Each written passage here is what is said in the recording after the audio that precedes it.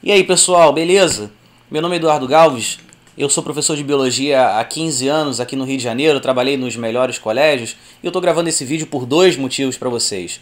Primeiro motivo, vou passar 5 dicas extremamente importantes para quem vai fazer a prova do Enem agora no dia 24 e 25 de outubro. Segundo motivo, esse vídeo eu vou dar apenas as 5 dicas, eu não vou destrinchar o tema. Quando que eu vou destrinchar esses temas? Na quinta-feira, dia 15 de outubro, dia do mestre, às 19h30, eu vou dar uma aula ao vivo no meu canal do YouTube. E espero todos vocês lá. Então vamos fazer o seguinte? Roda a vinheta que eu já venho com a primeira dica para vocês. Solta o barco.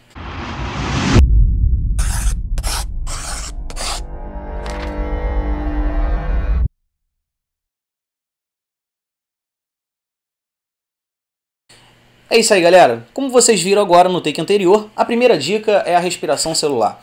E por que um tema tão incomum de aparecer nas dicas mais frequentes para a prova do Enem, como a respiração celular? Eu escolhi esse tema pelo seguinte: embora vocês não vão encontrar muitas questões diretamente relacionadas às etapas, às fases da respiração celular na prova do Enem, como por exemplo via glicolítica, ciclo de Krebs, cadeia respiratória, fosforilação oxidativa, você depende desse conhecimento para fazer várias outras questões dentro da sua prova de biologia, como por exemplo uma questão de contração muscular relacionada a consumo de ATP, uma questão de fisiologia relacionada ao sistema endócrino, a glicose, a entrada da glicose na célula pela insulina, a formação de glicogênio.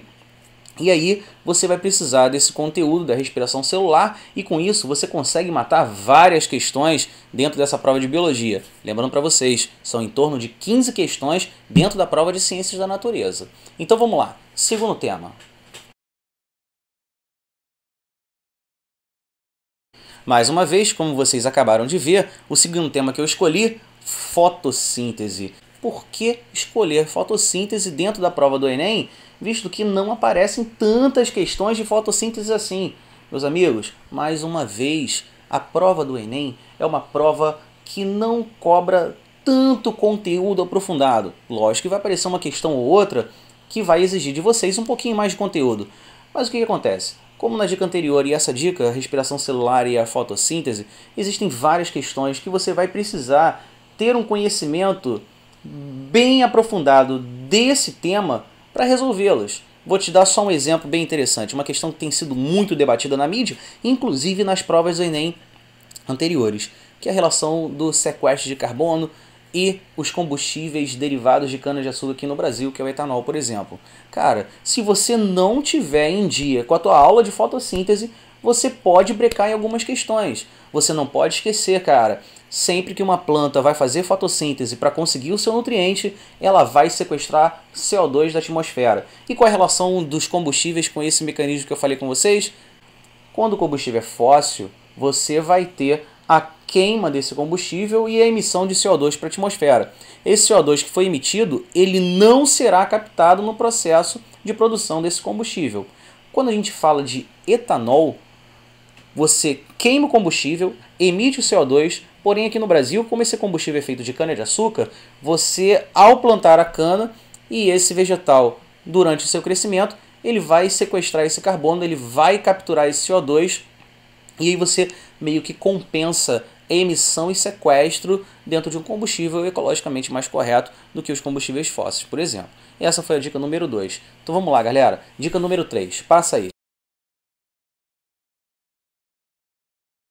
É isso, pessoal. Como vocês viram, dica número 3, a famosa ecologia. Tudo bem, eu sei que vocês que estudaram, né, dizem que é um tema bem amplo, e realmente é. A ecologia é um tema muito amplo. Dentro da ecologia a gente pode citar alguns tópicos extremamente importantes que são cobrados todos os anos. Vou te dar um exemplo de uma questão que cai todo ano dentro da prova do Enem relacionada à ecologia. Os famosos ciclos biogeoquímicos.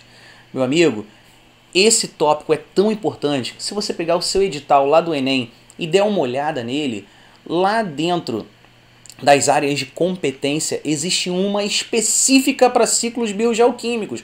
E se você pegar os exames anteriores, de 2009 a 2014, todo ano apareceu questão de ciclo biogeoquímico. E dentro deles, quais são os mais importantes? Então anota aí, ó. Primeiro, ciclo da água, extremamente fácil. muito tranquilo. Em 2 minutos você consegue dar uma lida geral aí em ciclo da água. Número 2, ciclo do CO2. Número 3, ciclo do oxigênio. E aqui já tem uma pegada interessante com relação às 2 dicas anteriores que eu dei para vocês. Se você pegar o ciclo do CO2 e o ciclo do oxigênio e reparar bem dentro deles, você tem nada mais, nada menos do que a aula de respiração celular e a aula de fotossíntese dentro de uma aula de ecologia. Olha o que eu falei sobre a dica número 1 e número 2. Você precisa de respiração celular e fotossíntese para fazer várias outras questões. E esse é um exemplo real de questão que cai todo ano, ciclos biogeoquímicos, onde o cara vai precisar do seu conteúdo de respiração celular e vai precisar do seu conteúdo de fotossíntese para realizar várias questões dentro da ecologia. Então, pessoal, além desses 3 ciclos que eu já citei, ciclo da água, ciclo do CO2, ciclo do oxigênio, você tem também o ciclo do nitrogênio, esse é sim mais extenso, e lá na aulinha ao vivo, na quinta-feira, eu vou discutir ele com vocês, vou botar no papel e a gente vai trabalhar isso de forma um pouquinho mais aprofundada do que na aula de hoje. Então essa foi a terceira dica, ecologia, principalmente a relação dos ciclos biogeoquímicos. É lógico que na aula ao vivo eu vou aprofundar mais, a gente vai bater um papo também sobre relações ecológicas, a gente vai bater um papinho sobre conceitos básicos de ecologia e um temazinho ou outro que também são muito importantes aí para a provinha do Enem. Então, ó, vamos lá. Quarta dica. Toca aí o barco. Pessoal, essa agora é uma dica, realmente dica, né? Não como as outras, eu vou discutir temas importantes para você abordar várias questões. Essa dica que eu dei para vocês, parasitoses, ela realmente é muito importante para a prova do Enem, e o número de questões que abordam essa parte de doenças, agentes etiológicos, a parte relacionada à saúde também, a soro, a vacina, isso tem caído com uma incidência muito grande. Na verdade, eu vou falar como outros professores aí na internet também fazem. Esse assunto, ele não cai em prova, ele despenca em prova. E dentro dessa parte você tem que saber muito bem, principalmente, quais são os agentes etiológicos de determinadas doenças.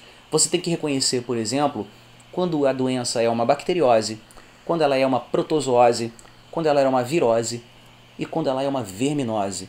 E quando você elimina todos esses outros casos, você tem que ter uma noção básica do que vai provocar aquela doença. Se trata-se de uma doença genética, como por exemplo as doenças autoimunes, aí a gente pode citar várias, diabetes mellitus tipo 1, você pode citar a síndrome de Guillain-Barré, você pode citar o famoso lúpus, você pode citar a esclerodermia, entre todas as outras. Ou então as doenças que não são provocadas nem por vírus, nem por bactéria, nem por protozoário, nem por fungo, e também não são genéticas. Vou te dar um exemplo, já caiu muito em prova, inclusive aqui no Rio de Janeiro, no vestibular da UERJ, isso já foi cobrado várias vezes. A famosa encefalopatia espongiforme, vulgarmente conhecida como doença da vaca louca. Essa não é provocada por nenhum tipo de agente etiológico, e sim uma proteína defeituosa chamada de prion, onde a gente vai aprofundar melhor, mais uma vez lá na aulinha de quinta-feira, que vai ser ao vivo aqui no meu canal no YouTube. Tá? Então essa foi a quarta dica, mais uma vez, toca o barquinho aí, e a gente vai partir para a dica número 5. Vamos lá.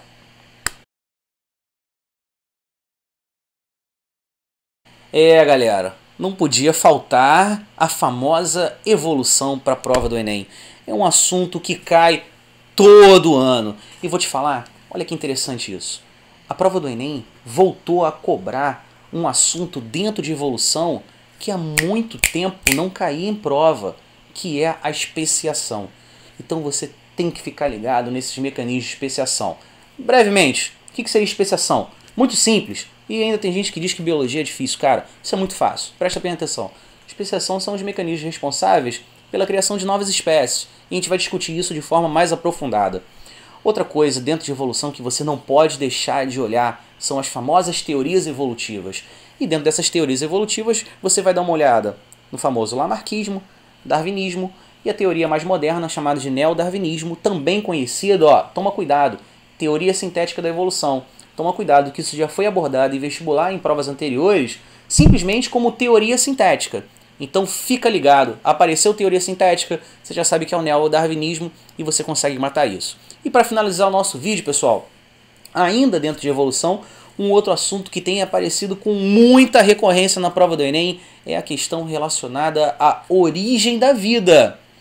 Primeiramente, aquela discussãozinha inicial de abiogênese e biogênese. Aqueles cientistas que no início bateram um papo sobre isso. Nós temos aí, rapidamente, Francesco Redi, Lázaro Spallanzani e o famoso Louis Pasteur, que conseguiu comprovar efetivamente a teoria da biogênese. Tá? Logo depois da teoria da biogênese, a gente deve dar uma olhada também em alguns cientistas que conseguiram avanços bem interessantes aí dentro desse tópico extremamente importante da evolução. A gente fala em Oparin e Haldane e a gente fala em Stanley Miller e Sidney Fox. Eles têm uns esqueminhas bem interessantes aí, falando sobre a atmosfera primitiva, sobre os mares primitivos, sobre formação de coacervados ou coacervatos, tá? Tem as duas interpretações, as duas dicções aí desse termo. E mais uma vez, lá na minha aulinha de quinta-feira ao vivo, eu vou botar para vocês o esqueminha bonitinho sobre as hipóteses de Oparin e Haldane. A gente vai discutir os experimentos de Stanley Miller, vou colocar para vocês, vou botar os gasezinhos da atmosfera primitiva, tudo no quadro para vocês. E aí a gente vai matar esse leque de opções para a provinha do Enem. Então, pessoal, faça isso. Dá uma olhada nessas dicas, dê uma olhada nessa quarta-feira nesses detalhezinhos extremamente importantes. E na quinta-feira a gente vai estar ao vivo lá no meu canal do YouTube. Não se esqueça, mais uma vez, Eduardo Galves, dá uma curtida aí no vídeo, se inscreve no canal e estaremos juntos nessa quinta-feira. Não esquece, 19h30 da noite, tá? Obrigado pela audiência, obrigado pela presença de todos vocês aqui no canal e fiquem com Deus, até a próxima.